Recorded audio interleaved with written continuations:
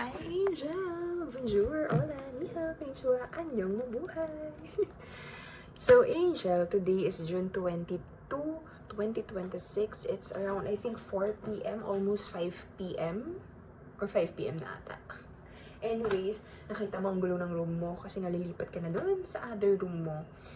Which is much smaller place.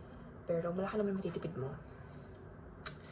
Pero ang nakakatawa dun, since galing ka nga sa bigger place, ang dami mong gamit. And parang yung room mo, half of it. Oh my God. So, paano na? Paano mo pagkakasyahin yun? Anyways, naloloka ako kung nakita ko yung mga gamit ko.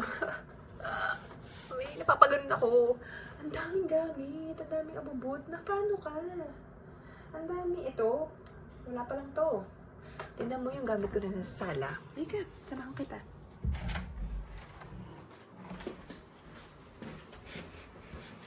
You see that?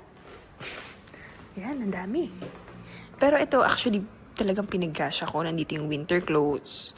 Tapos, ito, mga na ano ko. Basta, naipon ko yan mga gamit.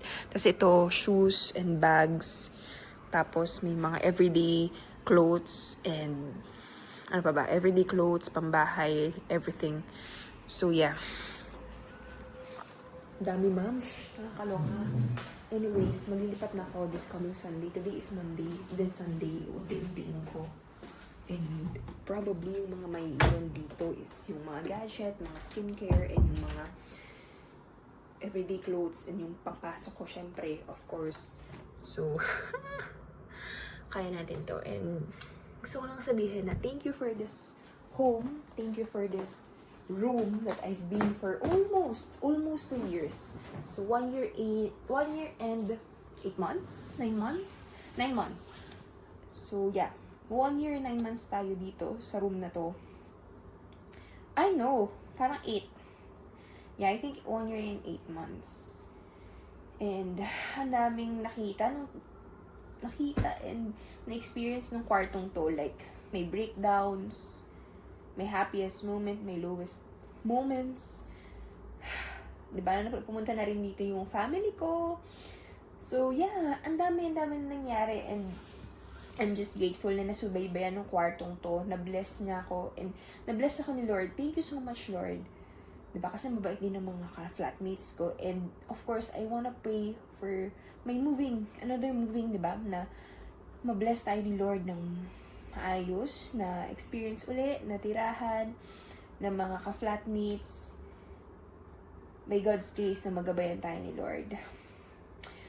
The sad part lang is walang bintana, yung lilipatan. Unlike here, may bintana ako. May natural sunlight. But, it's fine. Gusto ko lang, ang pinaka-pro talaga dun is, talagang maliit siya. And, I mean, hindi siya pros.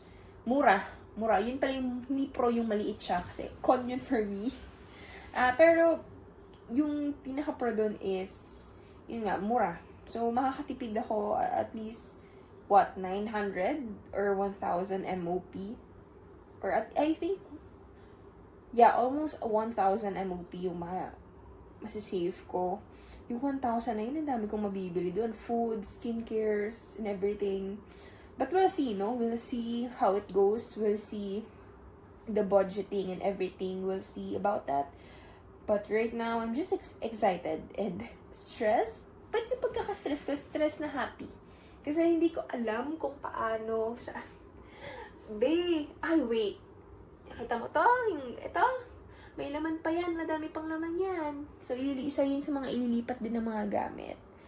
Pero, kakayanin to? May maganda, actually, yung ganda experience ng mga ganito, diba? It's very fun and educational, I think. Yung pag-move out natin. But, it's cheers to more experiences. And we'll see how it goes. I'm just so excited, to be honest. Sobrang excited ako and looking forward sa paglipat kong to. And I think marami rin akong gamit na mai-let go. Actually, unti-unti ko na yung mga damit ko. Nakadalawang plastic na ako na dinonate. So, we'll see ano pa yung pwedeng gamit. Actually, ang dami ko ng... I don't know. Ang dami kong gamit. I don't know how to separate and everything. But, we'll see once na makalipat na ako and makasettled. For sure, mas magiging maayos na. But, right now, ninanaman ko yung bawat oras, bawat araw na nandito ako. So, yeah.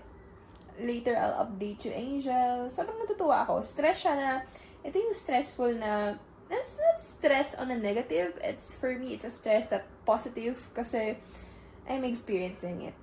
Na parang, oh, this is new to me. Basta, it's a kind of stress na I'm happy to experience. Later ulit. Bye! Hi guys, so today is my last day here in my first home in Macau. So lilipat na tayo ng another home for a new chapter. Oh, kala ko talaga, new chapter. Actually, look forward ko yun and excited na rin talaga akong lumipat. Tingnan ko ako nag-video. Yes, so nag-video. So yes, yeah. Yun na lang yung last na gamit na ilipat ko dun sa bagong room ko. And everything else, okay na. So yes, excited ako at the same time. Happy na sad. Oo, kasi this room, this house have become my home and my comfort for the past years. Years talaga. For the past 1 year and 9 months of being here in Macau. And this place saw a lot of version of myself. Nakita niya yung sad na Angelique, masayang Angelique, yung Angelique na excited, yung Angelique na nagdadaw sa sarili niya, yung Angelique na confused, yung Angelique na grabe yung kapit sa Panginoon, yung Angelique na nakita niya yung growth. Itong bahay na to, nakita yung growth sa relationship ko with God. And ang daming na-experience ko dito. Nakapunta na yung family ko, nakapunta si mama, si tita ko, si mommy, yung mga pinsan ko.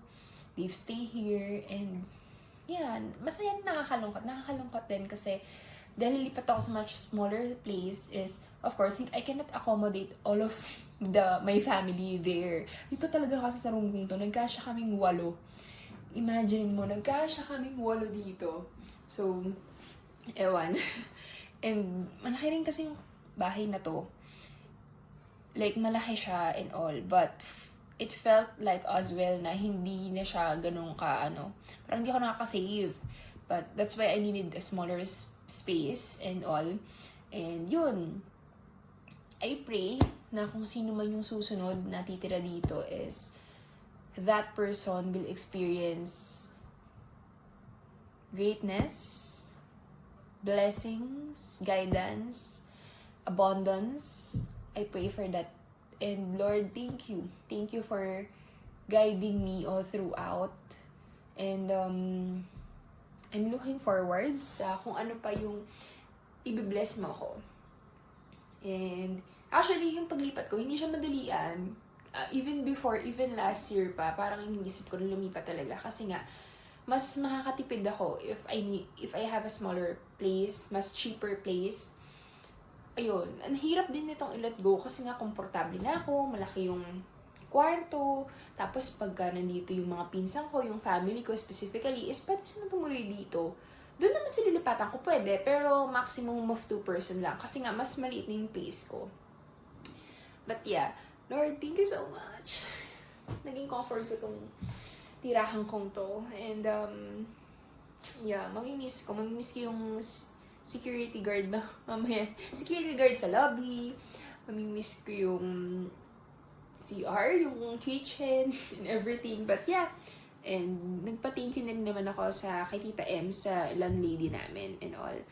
So, later again, makikita nyo kung saan ako lilipat.